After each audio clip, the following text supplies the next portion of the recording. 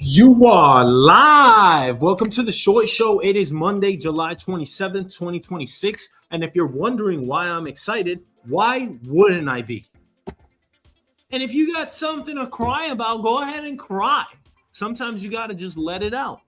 And if you don't have anything to cry about, go watch a sad movie, listen to some sad music. But after you get the cry out, you got to move on with life. That's just how it goes. You know why? Because life just kicks you in the arse. That's what it does. Life's a bitch. What you gonna do? Look up to God. Thank Him that you are healthy, that you have some money in your pocket, and that you are okay, and that everyone around you is okay, and that you get to smile today. And I really do mean this. I'm not trying to be condescending or patronizing to anyone. Everyone has their own issues. But you know what? At the end of the day, they are minuscule in comparison to the miracle that we have called life. You have time. Every second is passing by. That is a miracle that you're here on earth. You should recognize that. We all should. I'm not saying that I don't take life for granted, but what the hell am I talking about anyway? All I'm saying is be happy for what you have, where you are, and if you want to make incremental improvements, please do so. So if you got something to bitch about,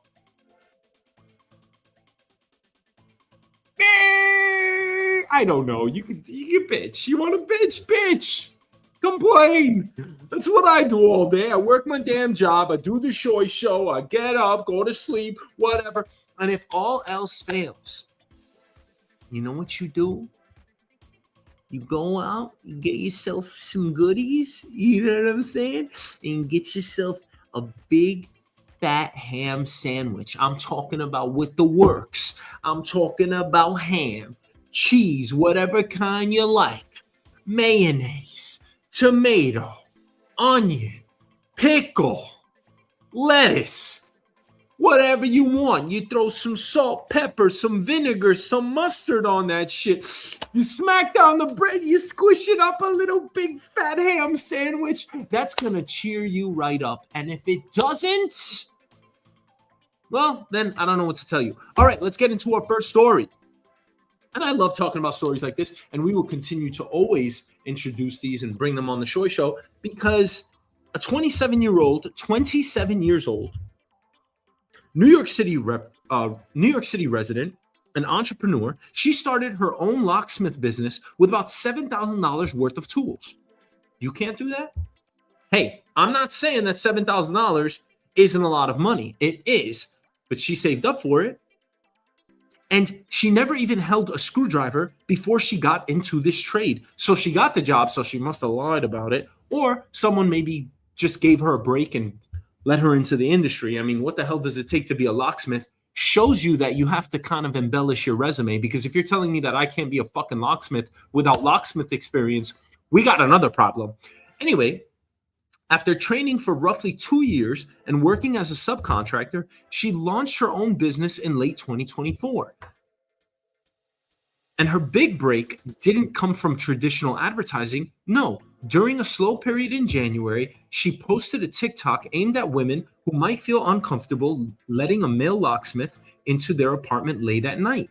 Because you know what might happen, some creepy stuff. So the video took off, reaching more than 600,000 views, and she says it transformed her business from a handful of calls into as many as 60 jobs per week. Wow, she was getting 2 jobs a week. And because of that video, it turned into 60 jobs per week.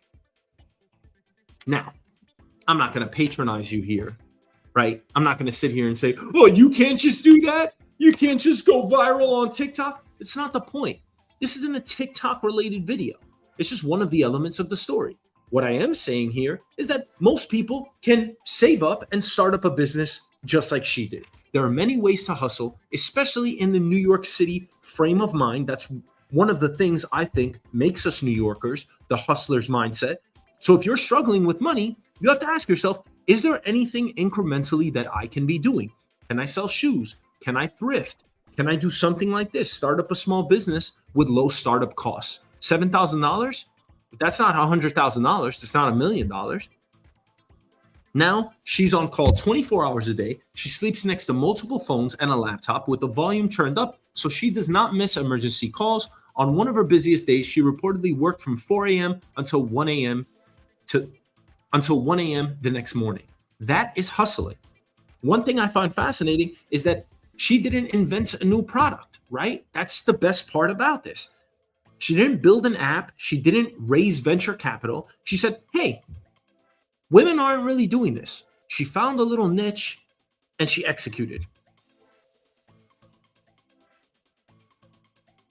And that's how many businesses start, right? They answer a question. Women had the concern of calling men late night to unlock their doors. I don't think most people would care, but some women do. I'm sure she does a good job. Now she's even getting the added benefit of women supporting women, I'm sure. Who do I call if I'm locked out at night? She gave them an answer.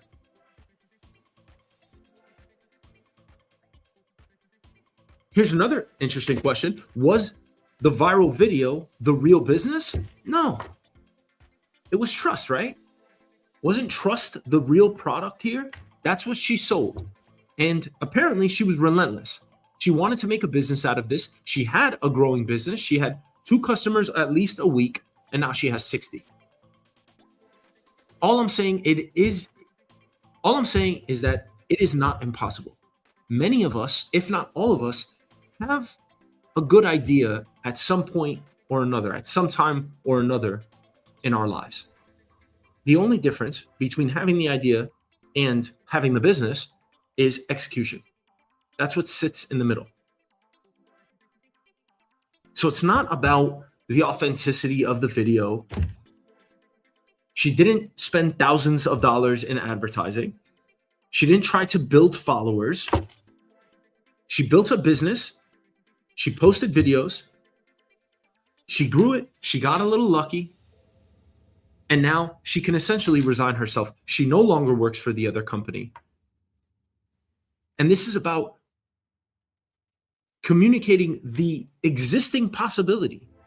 Especially, I'm talking to everyone here, but I'm really talking to Americans, especially people from New York, but really Americans in general. We have the golden ticket here. We make the most money. We have the best economy. It is the most efficient. You have to ask yourself a very simple question. I'm not saying that people are not struggling. You're talking to someone that worked at Levi's, that worked at Subway, that cleaned up New York City streets in Queens. I did all the bullshit jobs. I worked at LaGuardia Airport. You have to ask yourself, can I make an incremental dollar tomorrow? Meaning, if I'm making $25 today, now I have to consider all things, but can I make $26 tomorrow? Can I make 27? Can I make 30? In all likelihood, you can. If you can't, then we have another problem in this country that we need to address. But if you think you can, and you're not, then the onus is on you. I'm not looking to point the finger here. I'm not looking for someone to blame. I am trying to raise awareness about opportunity. And this is just a great example. Now, they didn't do her justice of taking this photo. I'm sure she's a very beautiful woman, but that's her car, locksmith girl, and she's making a killing. And good for her. She tried it. What did Wayne Gretzky say? You miss 100% of the shots that you don't take. You have to try. You have virtually nothing to lose. Of course, time is money, and you might expend some money, but the trade-off is experience. So for those of you that tried a small business venture, maybe a restaurant, any type of business, and you consider yourself failed, tell me how you failed exactly. I don't see most of these business ventures as failures. You didn't continue, but you tried. You learned a lot along the way. You have valuable life experience. You went through some tribulations. You can talk about these. You can laugh about them. That's a very enriching life. I don't see a failure at a business opportunity as being a failure at all. But this is just a great example, and kudos to her. All right, let's get into another example here, because this is just another business opportunity.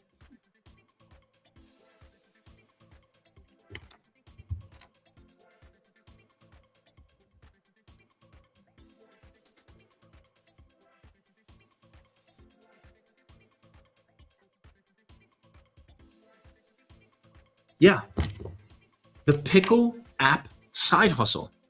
Mm-hmm. There's a growing side hustle that's turning closets, handbags, cameras, and dresses into monthly income.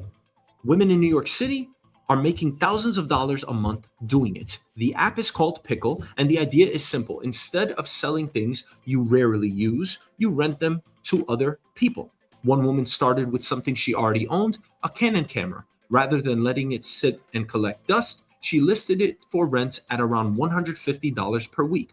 People rented it. She realized there was demand, expanded into renting clothing, and within about 8 months, she was bringing in roughly $7,000 a month while still working a full time job. She now fulfills around 25 to 30 rental orders every week and is looking to hire her first employee. Wow, that is hustling. That's what I'm talking about. Another woman focused on wedding dresses and formal wear. Think about it. Think about that for a second. How much do we actually use those clothes? One time and then it sits in the closet. People spend hundreds or even thousands of dollars on these outfits, dresses, tuxedos. Instead, they're renting those out. Instead, they're renting those outfits for a fraction of the cost, and she's making roughly $2,000 to $3,000 a month from items already sitting in her closet. The company says it now has more than 500,000 listings, and some of its top lenders are earning as much as $30,000 per month. I mean, those aren't typical earnings, but they show what's possible when the marketplace gains traction. So you might just get lucky, just like the locksmith. Now let's take a look at the site. This is the site. This is the homepage right here. Browse trending styles. Look at this, y'all. I mean, an Etienne Pearl beaded mini dress. There's no price on this. I guess a la carte. Simon Miller gold mini skirt. $50 to rent. And guess what? Most people don't want to be seen in the same outfit twice on a picture. So this is golden. This is essentially Airbnb for clothes. And there are other sites like this. The Rel dress in baby blue, $32 to rent this. You probably won't wear it again. Chances are you won't. So this is why this is such a genuine business idea. Look at this dress. It's beautiful. Dat moon gown, extra small, $150 a week. What? $150? The fuck? How much does this dress cost? Probably costs $1,000. Similar products. It's a great website. Look at this dress right here. Retro feet, Flora rib knit dress. That's cute. That's a cute dress. For those of you that think I don't know fashion, because I show up here with the same shirt every show. Nuh-uh, look at this. This is a nice dress. $60 a week. Get out of here. Too much money, but that's a cute dress. Ooh, that's elegant. $168. Camila Bias slip dress. That's pretty. But that's not the point, y'all. The point is these people are hustling, and these are other ways that you can earn additional income. The apps are already out there. So if you are struggling, I have to ask, are you doing everything? Have you exhausted your list of opportunities? Have you exhausted your list of alternatives? I have to ask you first, are you doing everything you possibly can so that you can avoid making ends meet? So you can kind of dig yourself out of that hole. And it really makes you think, what do you own that's already sitting there doing nothing? Is there a camera, designer clothes, tools, musical instruments, sports equipment, a drone? Maybe you have a high-end projector. I don't know. Is it collecting dust and can it generate income? I would rent a camera. I'm doing this show. I already bought my camera. I bought my microphone. If someone would rent me that equipment, I would take it on. We're seeing this happen everywhere. People rent out their homes on Airbnb. People rent out their homes on Airbnb. They drive for Uber. They rent cars through peer-to-peer platforms. Now people are renting out their closets. And again, this isn't new, but we're introducing the idea because if you want to hustle, the money is out there. And maybe this is where the economy is headed. They're saying that this is a Gen Z-esque platform. But instead of buying more stuff, are we going to start treating everything we own like potential business? Maybe. And if you're struggling financially, is the answer always finding another job? It could be. You should still be trying to get the incremental dollar. If someone's paying me $100,000 a year, can I go get $110,000 a year elsewhere? The answer in all likelihood is yes. And again, if the answer isn't, then the United States economy has a problem, in my opinion. That is a very big flag, very big red flag. That right there. If people can't move laterally and make more money, now at some point you reach saturation, you reach the pyramid, and you kind of level out in the marketplace as far as your position being commensurate with a certain salary. So I'm a project manager around $150,000 a year. That's kind of where I max out. I'm not saying that the economy has a problem. Now, wages should increase, but now we're getting into another topic. Again, can you go make more money tomorrow with your job? On the other hand, are you hustling? Are you trying to do something else? I'm sorry to say that we kind of have to do this, but most people that I know, I mean, we are making ends meet. We're struggling out there. We're living check to check. That's just the way it works. I'm not happy about it, but this is just another opportunity. So ask yourself, what do I already have that someone else would pay to use? Not every idea is going to make you $7,000 a month, but maybe $500 a month. Every successful side hustle starts with someone trying something that most people overlook. That's how the sneaker game started. People said, yeah, this is going to be extremely valuable. They're all limited edition. So people started buying them up. Same thing with sports cards. Same thing with Magic cards. You remember Magic cards? My friend makes a killing. A killing. My friend makes $150,000 a year selling Magic cards, Pokemon cards, Pops. There's a ton of side hustles. So maybe the next business opportunity isn't something you need to buy. Maybe it's already sitting in your own house. Try it.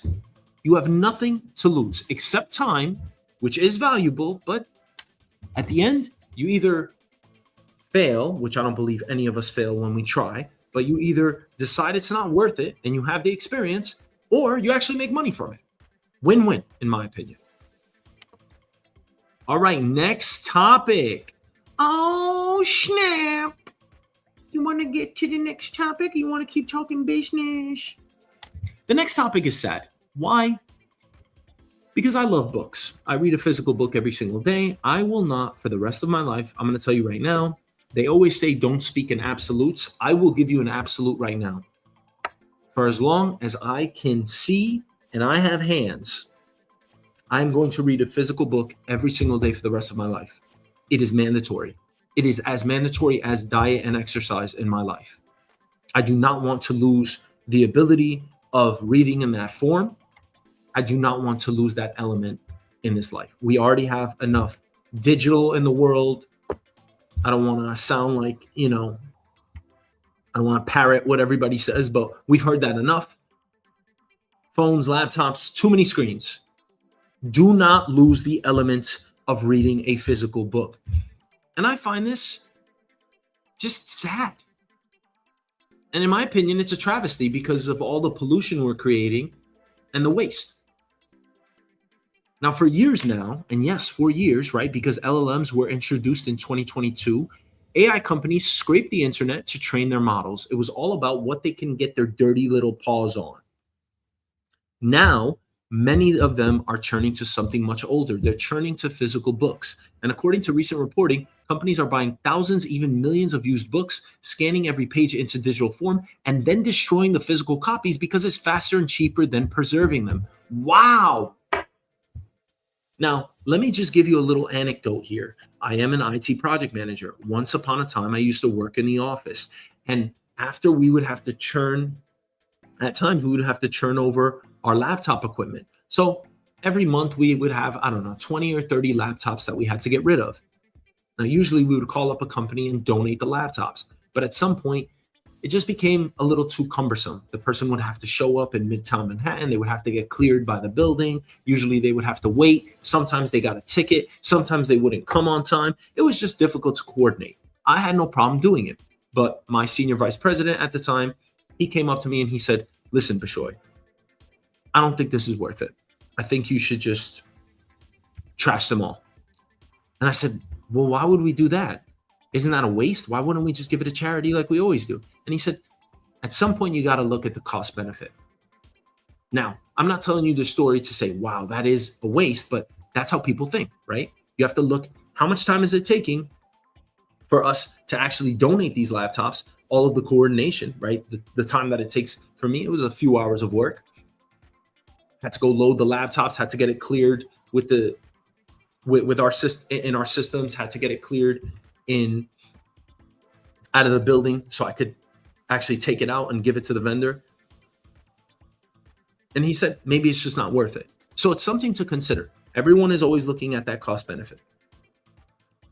Now, why books? Well, one of the main reasons is that the internet is already becoming increasingly filled with AI generated content. So you have to go to the source. You have to go to what's authentic, and that is the physical books.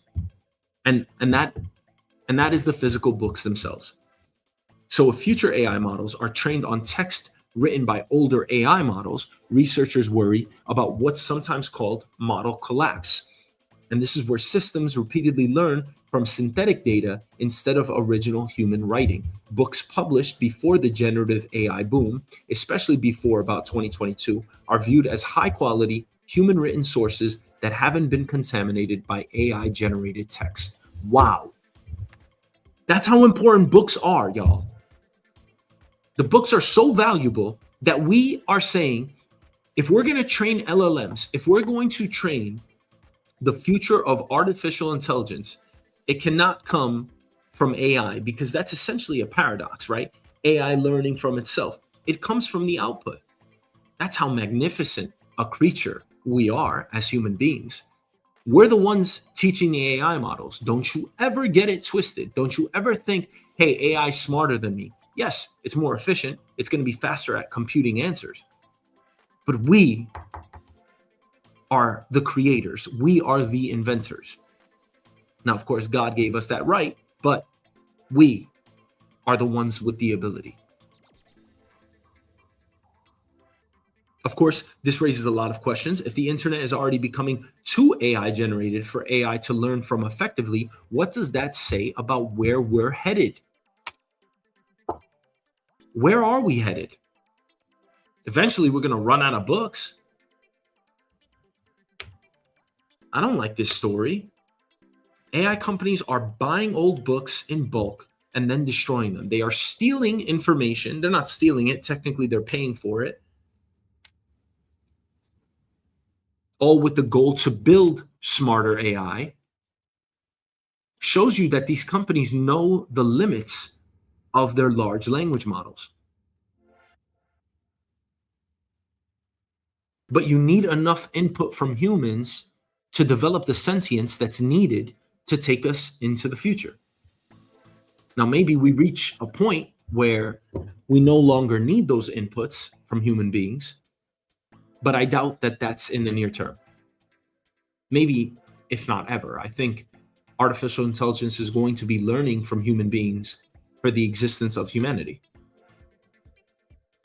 Could human-created content eventually become one of the most valuable resources in the world? Yeah, and I think everything's cyclical. Right now, they are saying Netflix, YouTube, all these companies that you're watching, all these media companies, these platforms, they're saying that user-generated content is the most popular content, bar none. It has usurped producer-related content.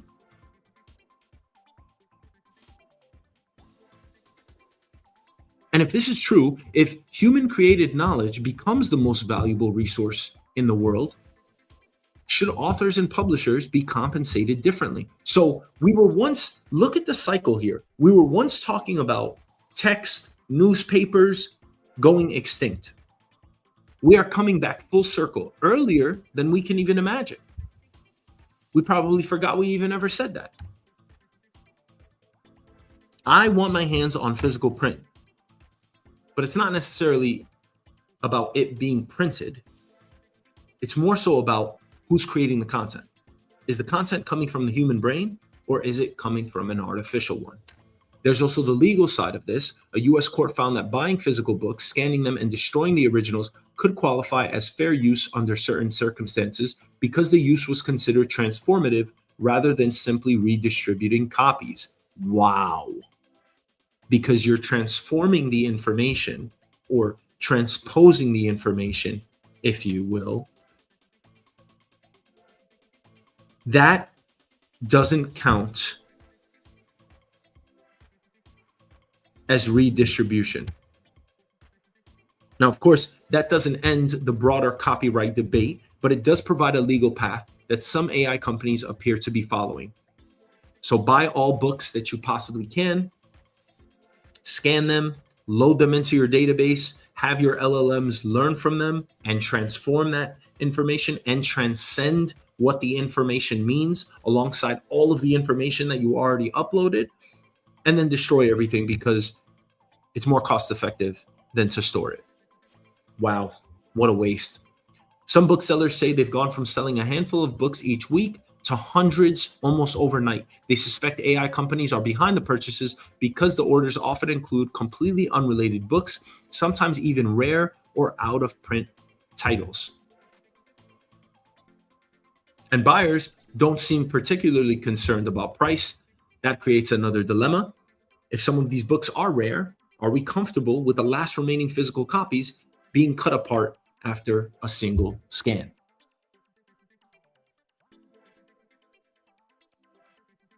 And then you have to ask yourself, is preserving the information enough? Is the fact that the information is out there, is that enough? Or does preserving the original object matter too? I would say they both matter. Because something should be available on the World Wide Web. It should be available in PDF format online, but we still need physical print. Would you want the last copy of Jane Eyre or War and Peace or Anna Karenina? Would you want all of those copies to go away and just for the books to be available online? I wouldn't. And here's the bigger picture. AI companies may have already reached a point where the most valuable training data isn't even the newest information on the internet. It's the carefully edited, human-written books sitting on library shelves and in used bookstores. Wow, that is so valuable. And it's a remarkable shift because this technology was built to learn from the web and is now increasingly looking backward, archaically, if you will, to find knowledge that hasn't already been shaped by AI itself. Wow, it's looking for the untouched, the uncovered, the blue ocean, if you will. I'm happy. I'm happy to see that physical print is making a comeback, and I'm happy to see that the biggest companies in the world, Anthropic, OpenAI, Meta, Google, Microsoft, everybody building LLMs is recognizing this, that you can't just take away books. They're too valuable. So they're not only retaining them, but they're making sure to import them into the databases that we need to transform our artificial intelligence. And I'm going to keep using that term, our artificial intelligence, because remember, it's a derivative from human intelligence. All right, next topic. Let's go. What you want? You want the next topic? I do. Me too. What you want? What you want? What you want? What you want? Oh man, Trump's at it again. Trump's never not at it. President Trump, Truth Social, $100,000 for an API, an application programming interface. Let's get into it. President Trump is now offering a premium API for Truth Social, with reports indicating it costs $100,000 per month for access. Wow! $100,000 per month? Wait a second. Let me go get my wallet. That's so funny. Now, if you're wondering what's an API, think of it as a direct digital connection that lets computers automatically receive information instead of waiting for a person to open an app or refresh a web page. So imagine information just being pushed to your device rather than you having to refresh that application. Instead of a human reading a Truth Social post, a computer program can receive that post almost instantly and react to it. Now that raises a few questions. One of them is, today, many of the world's largest banks, hedge funds, and investment firms use AI and automated trading algorithms.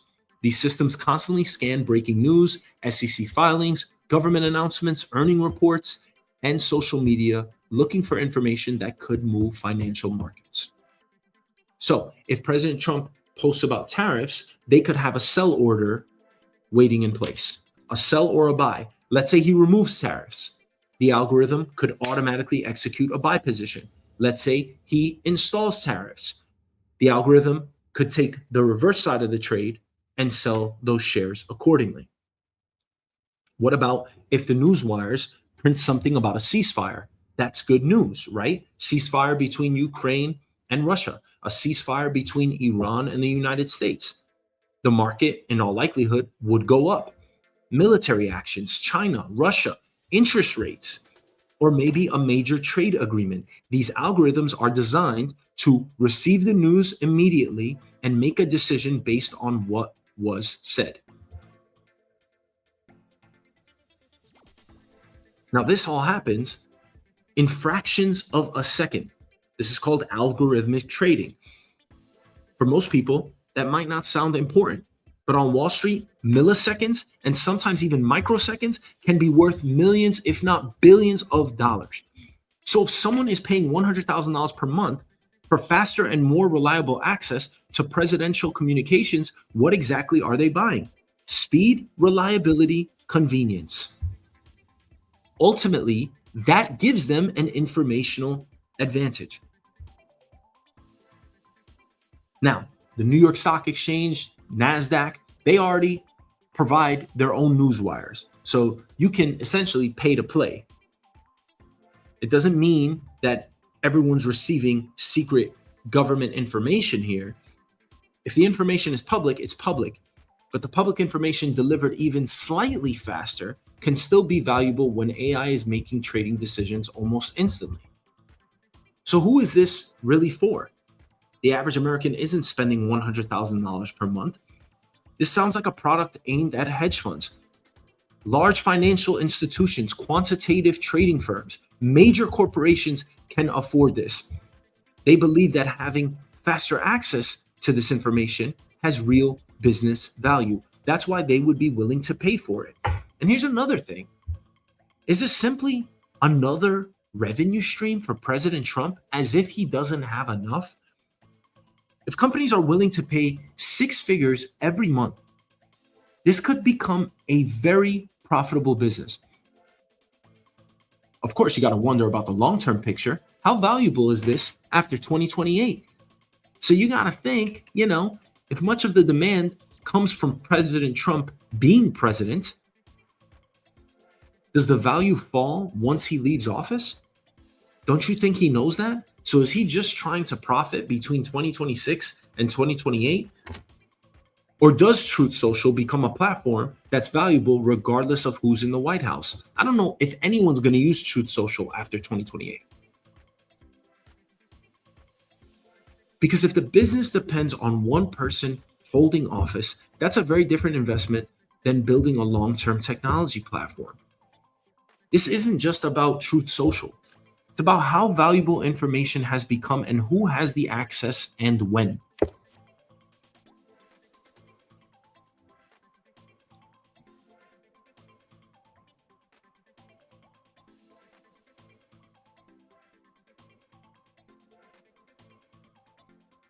So, in a world where AI can read headlines, understand the language, and place trades in fractions of a second. Even the smallest timing advantage can translate into enormous financial value. That's what he's selling.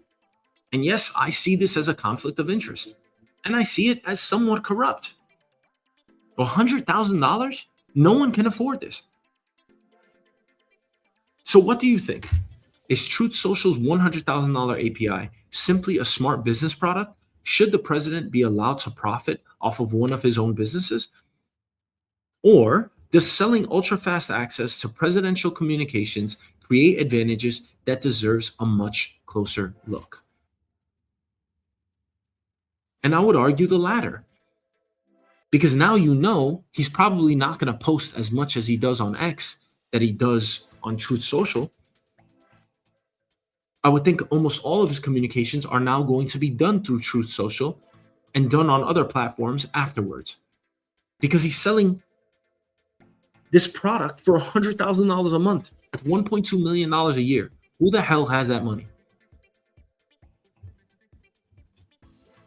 Now, if you don't think this is a problem, whatever. And if you do, boo-hoo, because we can't do anything about it anyway. But we do have to point out the fact.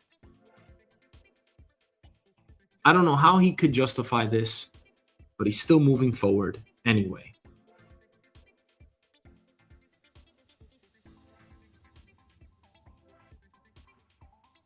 All right, next topic.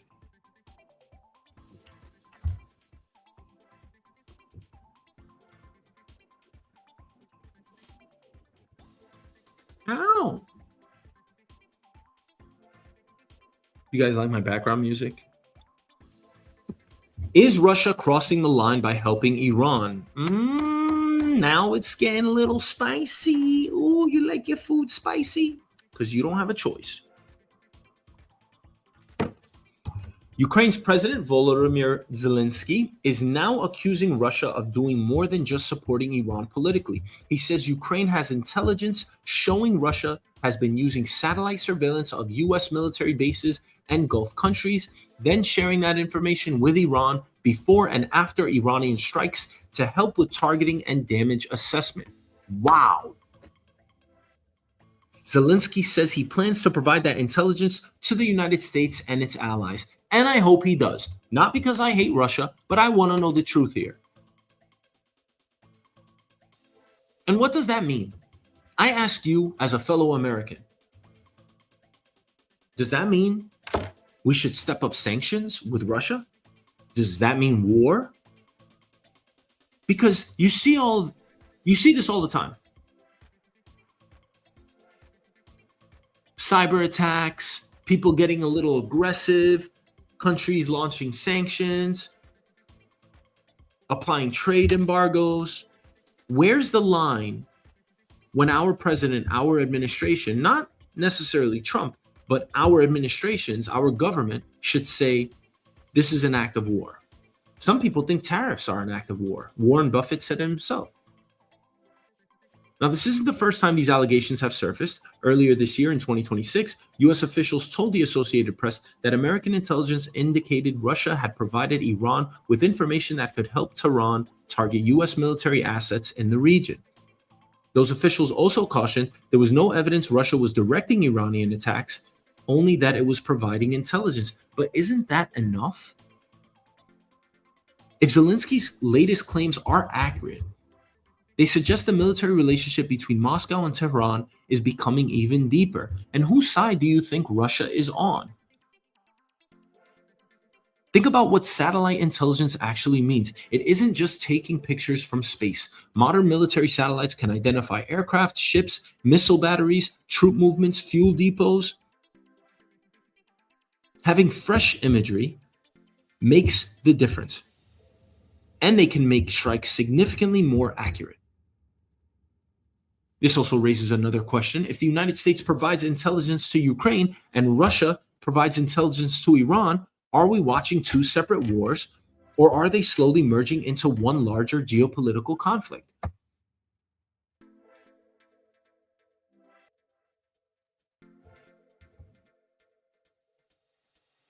This comes from multiple news outlets that Russia had shared intelligence with Iran regarding American positions in the region. Do you blame our soldiers' deaths in that region on a country like Russia? Or do you just blame Iran? Do you choose to ignore this information because it hasn't been verified yet? The fact that it's even been leaked from multiple news outlets, maybe there's actually some substance here. But again, let's come back to the premise. What should the United States do if this is true? Should sharing intelligence that helps target American troops be treated differently than actually firing the missile?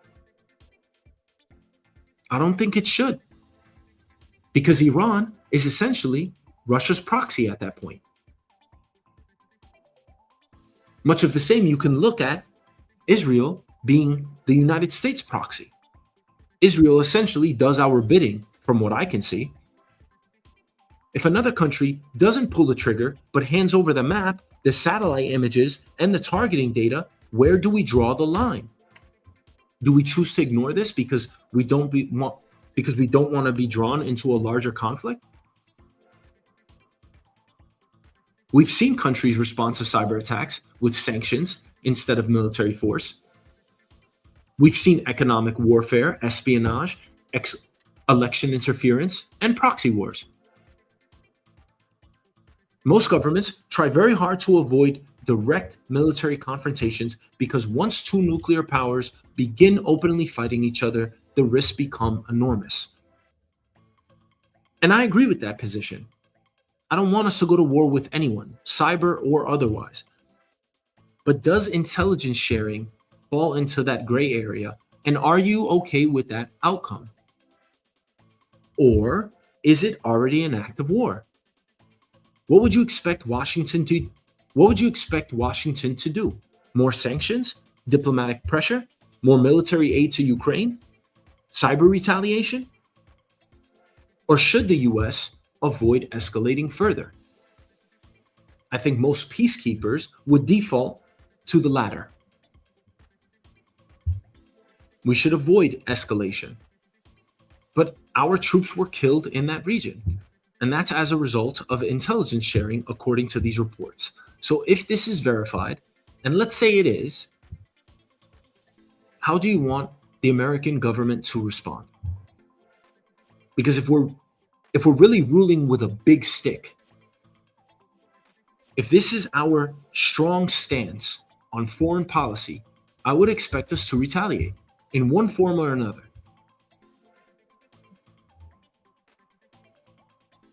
One thing seems increasingly clear in the 21st century. Today's conflicts aren't always fought on the battlefield. It's not by soldiers crossing borders. They're fought with satellites, intelligence, drones, cyber attacks, economic pressure. The question is whether international law and our understanding of war has kept up with that reality. Because we can't just keep calling this a gray area. It was a gray area when Russia was putting troops on the Ukrainian border. They kept calling it just military exercises. Ultimately, they attacked Ukraine. Where there's smoke, there's fire. As an American, I don't want to see escalation, but I do think we should retaliate. If these reports are true, we should retaliate. Because Russia is not being docile here. They are certainly acting in accordance with Iran. They are on their side. And if one of them is our enemies, I don't want any enemies in the world, by the way, just so you know what my disposition is. I don't even believe that we should have borders in this world. However, all things considered, if Iran is our enemy and Russia is backing them, don't you think they're probably giving them weapons as well? Or are they only giving them intelligence? Don't think that the US just knows everything, like we're omnipotent and omniscient. It doesn't work that way. The US is just as vulnerable as any other nation. We have our loopholes. I'm not happy with this. So I do think that the American government should look into this, and I do think we should act if there was some nefarious activity by Russia.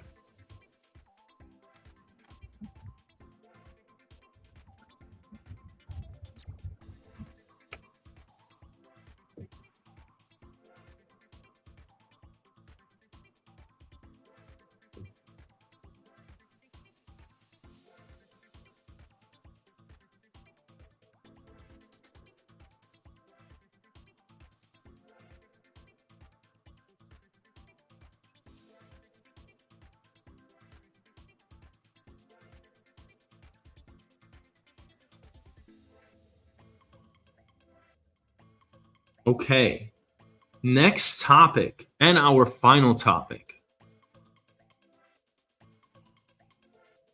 And I love this topic, to be honest.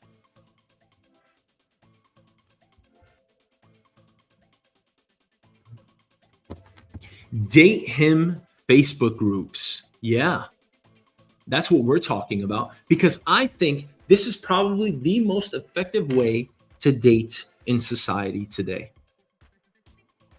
Everybody talks about how broken online dating is. Endless swiping, ghosting, fake profiles, people judging each other in a fraction of a second. And if they don't like each other, they know that there's something better out there, or they believe that to be so. So they just move on to the next one. What if we stopped all that? What if we tried a different way? Actually, I do believe the most effective way to date is by referrals, meaning that if I have someone in my life, if I'm the mutual person, the mutual friend, let's say my sister, and I see a gentleman that I think is a potential suitor, I should introduce them. It's on me. It's not on my sister, and it's not on the other guy. And most of us are single and lonely. Before, I met my counterpart, I was single and lonely. Boo-hoo, I'm single and lonely. Cry me a river, bitch. This is the best alternative. This is the best. Let me put it this way. I think the best way you can meet someone is through a referral or in person, some way in person. So let's say you stop someone on the street, but of course you can get into the whole cat calling debate. But let's say you stop someone on the street. That's great. Let's say someone refers you. I think that's probably the best way.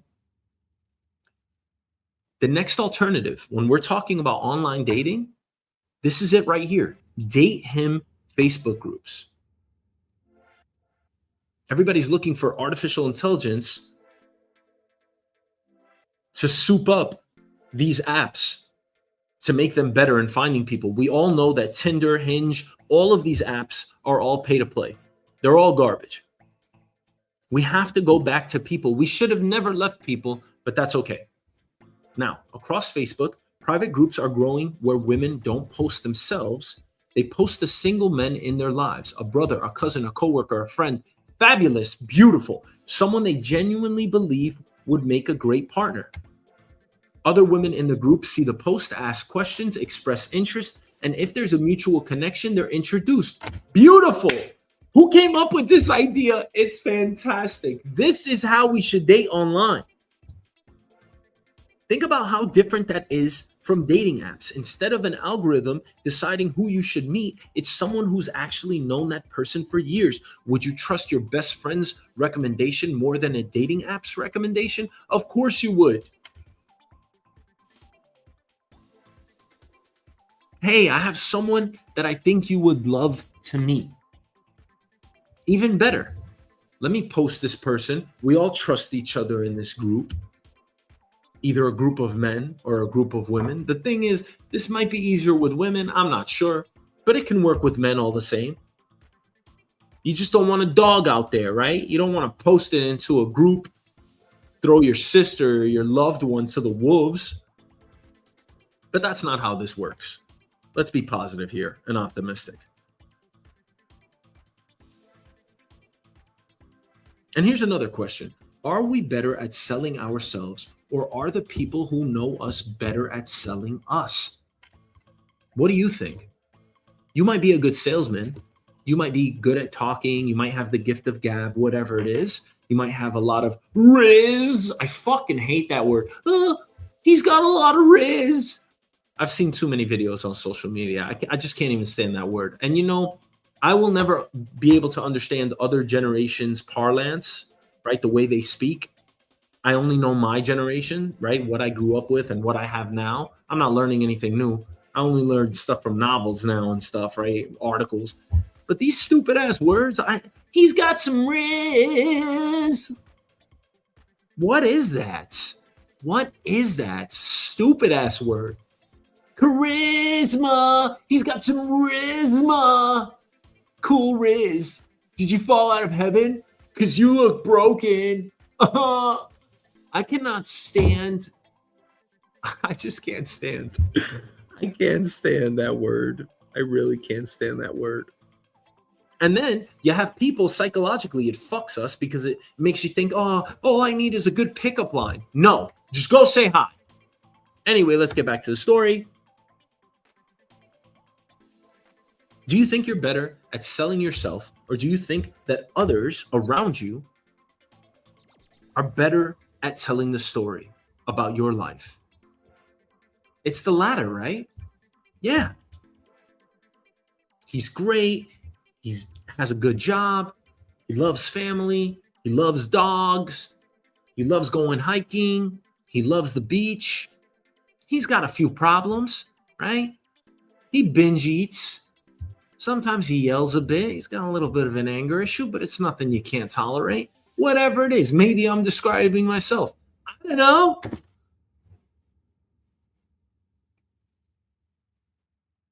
But if your best friend had to describe you, what would they say? They'd probably say positive things about you, right? That's why they're your best friend. They talk about your job, your personality, your loyalty, the kind of father or mother you'd become. That's why these date him Facebook groups, date him Facebook groups, date him Facebook groups, date him shoyshow. Date him Facebook groups. This is what I'm talking about. And of course, the interesting part is that this is a recycled idea. For generations, we met people through friends. That's the only way. Through family, through church, through neighborhoods, coworkers. You had to have some connection. Dating apps just changed the dynamic. They made strangers the starting point. And a stranger is really not a good word. None of us should be strangers to one another. We're all one human species. We got to get that word out of our vocabulary, but that's besides the point. But they made strangers, right? They made people that you don't know yet, that you haven't come into contact with. That's the starting point. It never used to work like that. The way it used to work when we were becoming domesticated is, hey, I got this person that you should meet. That was normal. This is abnormal. It's normal now. It's okay now. But if you ask almost anyone, including myself, does dating feel normal or abnormal? Does it feel authentic? Like, I'm talking about dating apps. Do dating apps feel artificial, or do they feel authentic? I think most people are going to say they feel artificial. Nobody wants to meet anyone online. I'm sorry. I mean, that's just the spoiler alert. Women want a story. And this isn't, being stereotypical or anything. Men want a story too. Hey, we met online. There's nothing wrong with that. If you fall in love, you fall in love. But most people don't want to meet they don't want to meet online. They want to meet at Trader Joe's. They want to meet at Cracker Barrel, at the gym. Yeah, I laid my eyes on her and I just couldn't stop looking. And she looked at me and we both grabbed an apple. And I was like, oh, you like green apples too? And she was like, yeah, sometimes I get Honeycrisp apples. And the apples hit each other and we just loved each other. I mean, I'm sorry. That's just the story that women want, okay? Men want it too. I'd like a story like that too. Yeah. I was walking down the street and I dropped my folder, my manila folder. And she picked it up and she gave it back to me. And I said, thanks a lot. And she said, You're welcome. And I said, hey, I'm sorry, but can I have your name? And she told me her name, and we were off to the races. Yeah. Oh, everybody loves a little sob story like that, a little romance story, right? Everybody wants the Notebook. I forgot what happened in the Notebook. Didn't she write a notebook or something? He wrote it. Fuck that movie. How about that? You know what? Everybody likes the Notebook. Fuck that movie. I actually liked it. I had to watch it because of the hype, and then it turned into like, the Notebook. I've got way better movies than that. How about Sweet November? Actually, I tried to rewatch it, and I just couldn't. It was like, ugh. But Sweet November, the first time I ever saw it, was amazing. Just like Harold and Kumar, which is totally unrelated. Now, this is where we all started. You had to come from a human referral. Let's get back to that. This is amazing. These Facebook groups are coming full circle. This is not just another version of social media trying to solve a problem that social media helped create. Now, here's the next question. Would you actually let one of your friends post you in one of these groups? I would, and I would be flattered. You might be embarrassed. It's a good thing. Because we are social creatures. The number one amenity that we need is love. We need that more than anything. Of course, you need food and shelter, right? Those are the basic necessities. But the one thing that we can't get enough of, I would think the most scarce resource out there is human connection. We can't get enough of it. We need it.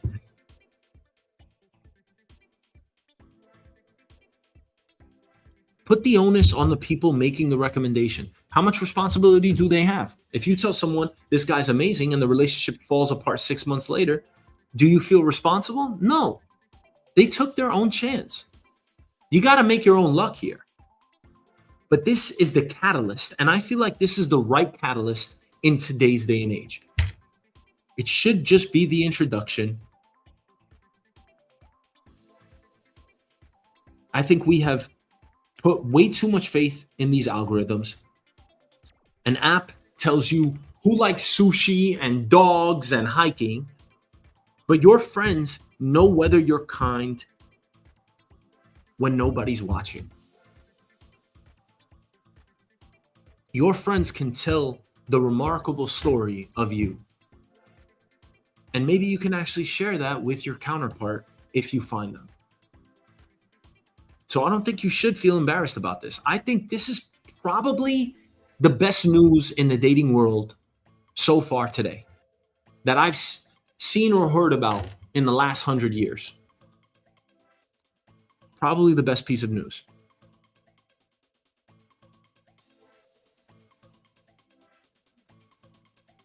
Your friends know whether you keep your word. They know whether you're the type of person that someone can actually build a life with. So take the chance. If you've already tried dating apps, if you've already tried different type of dating mechanisms and tools online, take a chance. Would you rather let the algorithm handle your fate, which you kind of don't know anything about, and you probably have to pay for,